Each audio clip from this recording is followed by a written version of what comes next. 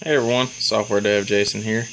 This is going to be another update on this, I guess this is kind of turning into a restoration of the KTM 65, the 2007. It's kind of sad that you have to restore a bike that's only 8 years old. So today's one of those days where I feel like I worked my butt off on this bike, on and off all day today, and I still don't think I got much done.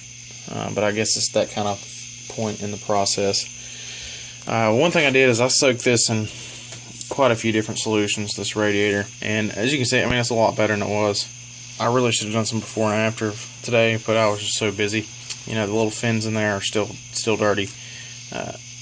In case you don't know, I live in North Carolina, and in this area there's a lot of red clay. That's the type of dirt we have, and it stains everything. If you have white plastics, it stains those. It stains everything. If you see that red tint, that's after scrubbing with Scotch-Brite, soaking with mag cleaner or wheel cleaner, simple green, all kinds of stuff. That's after I've already scrubbed that today, and everything has this red clay stuck on it. Now it's not always a problem. This bike runs in red clay all the time. Okay, all the time in red clay. Okay, not a problem, because these bikes stay clean. They're not put up with red clay and get stained. Okay, that's not a problem. You know, a bike that runs in red clay all the time and doesn't get clean, I mean, it is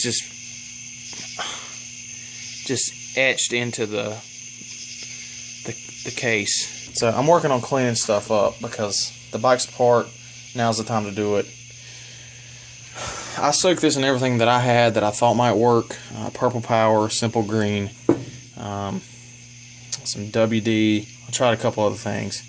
It still didn't get it out. I know that people who work on like air conditioning units and stuff, they have some kind of spray that they can spray on this type of thing, and it foams up and it pushes all kinds of dirt out. And there's some YouTube videos on it. I'm not sure what it's called. I don't have any of that. But I know there's a type of like mag wheel cleaner that really eats off the red clay from aluminum or engines and things like that. I didn't have any. My time would have been better spent going and getting some today. But anyway, this is as clean as I got it. You know, it's a lot cleaner than it was, but it's still not. I'm still not going to put it back on the bike like that. I got to go pick some of that stuff up to clean that off. This I soaked in everything that I soaked the radiator in, trying to get everything off. Yeah, I still couldn't get it all off. You can see it's still stained up pretty bad. And I would really like to get this completely clean before I put it back on the bike. What else? Okay, this is one area where I actually was successful today. I feel like I accomplished something that made me happy. I should have done it before of this, but again, with the red clay and rust. Not just red clay, rust. You know, this area, I admit, this area is hard to clean when it's on the bike, especially if you let it go for a while. This was horrible. You could not see any metal at all, about all the way down to here. Yeah, where this curve is. So this whole area back here that's hard to clean, around the whole entire pipe, was just completely coated with rust. Okay, and I used maroon Scotch-Brite, which is this stuff, and it still wouldn't get it off. So I ended up going with a wire wheel, a little wire wheel on my drill, to eat that stuff off. And I finally got it clean, and I really wish I would have done it before and after this. Yeah, this is 100 times better than what it was. So let's set that back up here. Alright, so here is the frame. It is primed now. I worked on this for quite a while today. Priming and then feathering out rough spots and priming again. So that's what I've got so far. I wish I had some better lighting, but it's actually turning out pretty good so far. It's a really good base coat here. So this is what I'm using as a primer. It's Rust-Oleum, so this is a rattle can job. I debated for a couple days about whether or not to go get this thing powder coated.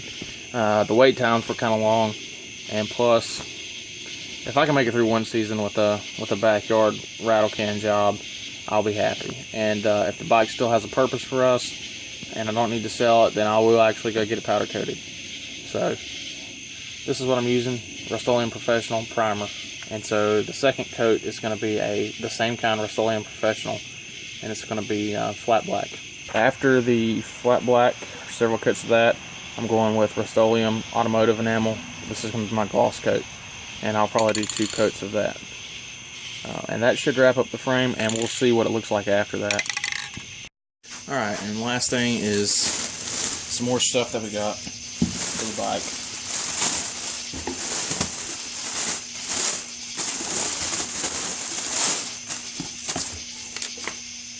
This is the Rust-Oleum Professional. This is the flat black.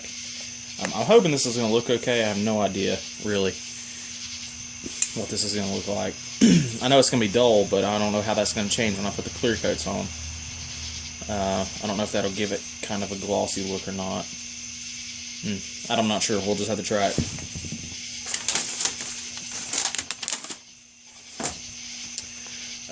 Let's see. This is the mud guard. I don't know if the previous one had a hole somewhere in the middle. So you get that.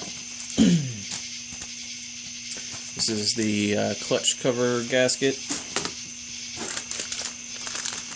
This is the carb intake boot. The previous one was really bad, dry rotted, and actually it was actually sucking air, I believe, because well, it sounded like it was. Okay, this is the handbrake master cylinder rebuild kit. So this is for the front brake. Yeah, for the front master cylinder. Okay, this is the O-rings for the brake. The brake line. Is that right? Yeah, the brake line. I have several of those O-rings. Here is the front handbrake cable. Okay, and there's an EBC clutch kit, and this one comes with the springs. So it's a heavy-duty spring. I don't know how that's going to affect the clutch pull, or if it does at all. So where are the plates? Oh, they're back there behind it. Yeah, separator plates. I didn't see those. That's everything that came in this box. Like I mentioned earlier, there's other stuff that's on the way. That's all I got accomplished today. And doesn't seem like much, but I spent at least 5 or 6 hours cleaning parts today.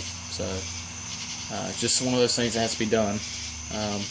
But it's not real fun or real fun to show. But it'll get better. So thanks for watching, guys.